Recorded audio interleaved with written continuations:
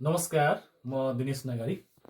आज पनि म तपाईहरुको बीचमा जीवन दर्शनका विषयमा केही दुई तीनटा विधाहरूमा कुरा राख्न चाहन्छु। प्रतिक्रिया व्यक्त गर्नुहोला।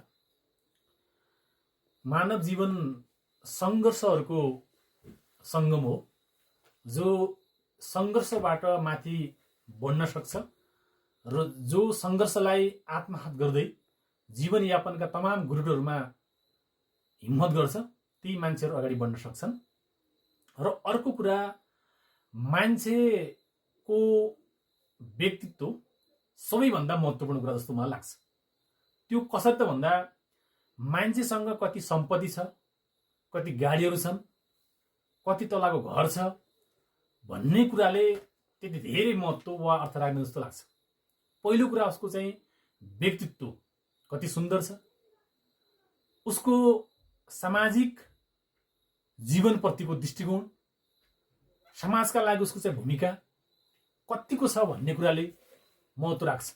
सबैभन्दा उसको पहिले त मान्छेको चाहिँ हिँडाइ बसाइ लवाइ हैन खुवाइ, उसको चाहिँ समाजका अन्य मान्छेहरूसँगको चाहिँ सम्बन्ध, सद्भाव, हार्दिकता हैन, यो कुराले महत्त्व गर्छ।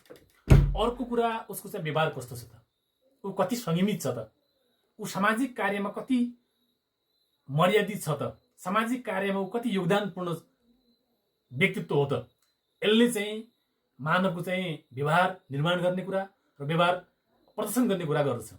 र अर्को भनेको चाहिँ उसको ब्रेन, ऊ कति चाहिँ कुन फरक ढङ्गले, नयाँ ढङ्गले समाज र यो माटो र यो देशका लागि सुहाउँदो तरिकाले व्यवहार गर्छ त, उसको दृष्टिकोण कस्तो छ त भन्ने कुराले चाहिँ अर्थ राख्छ।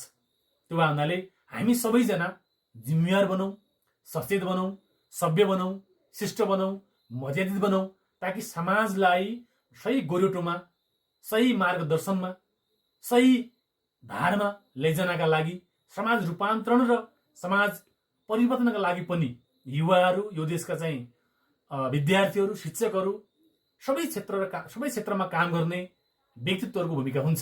त्यो हुनाले एउटा मुख्य कुरा के हो भने, समाज बदलिँदो क्रममा छ, बदलिनु, रूपान्तरण हुनु र परिवर्तन हुनुलाई हामी सबैले स्वीकार गर्ने गरी अगाडि बढ्नुपर्छ। समाजका मूल्य मान्यताहरू युग अनुसार, यो माटो अनुसार, यो परिवेश अनुसार चाहिँ परिवर्तन हुनु आवश्यक छ। पछिल्लो समय दशैं पनि आइरहेको छ। दशैं पनि अब सबैका लागि हुनुपर्छ।